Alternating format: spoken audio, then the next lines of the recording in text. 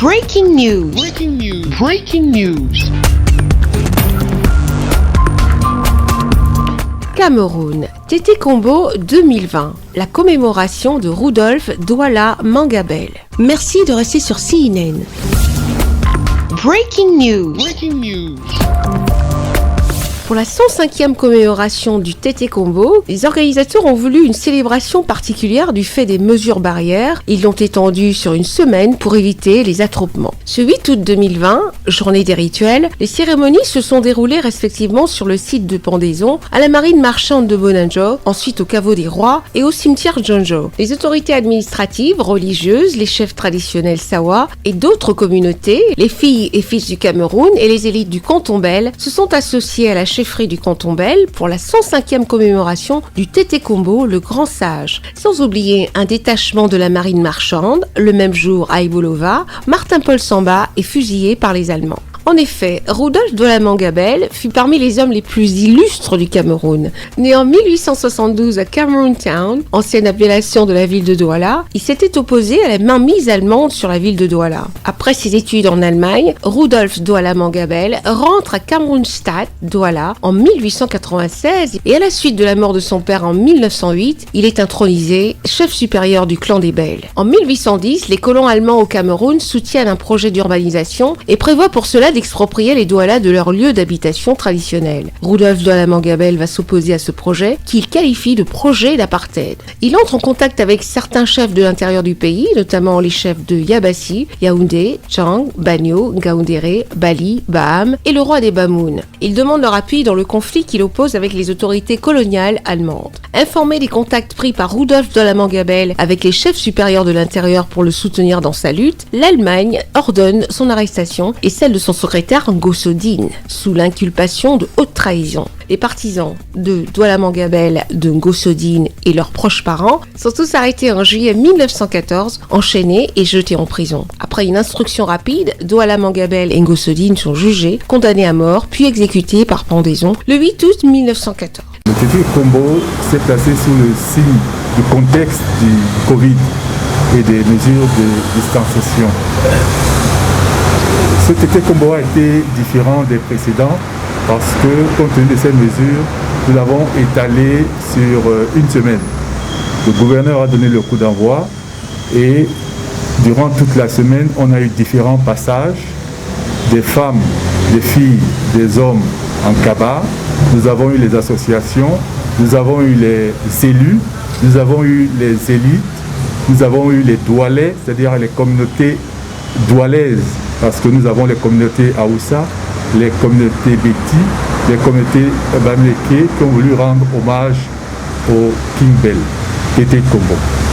Donc le clou de ces manifestations, évidemment, c'est toujours le 8 août. Et donc ce 8 août 2020, vous avez dû voir les chefs supérieurs qui étaient là et toute la communauté qui s'est déplacée pour rendre hommage au Tété Combo, mais aussi à certains compagnons de lutte du Tété Combo, comme son secrétaire, son illustre secrétaire Ngosodine, qui a été pendu avec lui à l'âge de 32 ans. Nous sommes par la suite allés à la tombe du frère du Tété Combo, Richard Dilamanga, et où une gerbe de fleurs a été déposée. Le Tété Combo de cette année était placé sur le signe du recueillement. Nous n'avons pas voulu que ce soit populaire, mais c'était un Tété Combo digital où un site a été créé et où des photos ont été diffusées pour que les gens, des personnes, qu'elles se trouvent à Cape Town, à New York, à Douala, à Yaoundé, à Abidjan, à Dakar, puissent être en communion avec le peuple Douala pour vivre ces événements. Ce que je voudrais aussi rappeler à la jeunesse, c'est qu'il faut connaître son histoire et sa culture. Parce que les Doualais, les Douala ne connaissent pas la vie de leur vie, l'histoire de leur vie.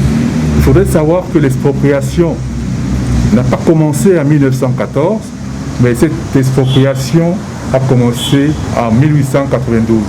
Parce que la première population Douala qui a été victime de l'administration allemande a été la collectivité de Bojiongo, alors installée sur la zone allant de la chambre de commerce jusqu'à ce qu'on appelle aujourd'hui le GMI et l'hôpital général.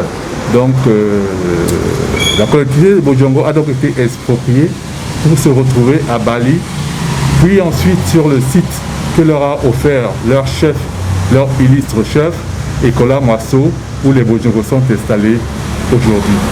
Par la suite, ça c'était en 1892. Par la suite, le King Bell Tété Kombo, rentrant d'Allemagne, ne trouve pas ses oncles sur le site où il était avant son départ pour l'Allemagne. Il a donc continué ce combat et malheureusement ça s'est traduit par sa pendaison et la pendaison de son jeune secrétaire Adolphe Gossotine le 8 août 1914. Souvenir de Rudolf de la Mangabelle sombre progressivement dans les oubliettes. Pourtant, ce héros national a donné sa vie pour la cause nationale. Vive le roi! Merci d'être sur CNN, la télévision autrement. Les programmes se poursuivent. Retrouvez en ligne toute l'info en continu sur C-Web Info, 100% info, non-stop.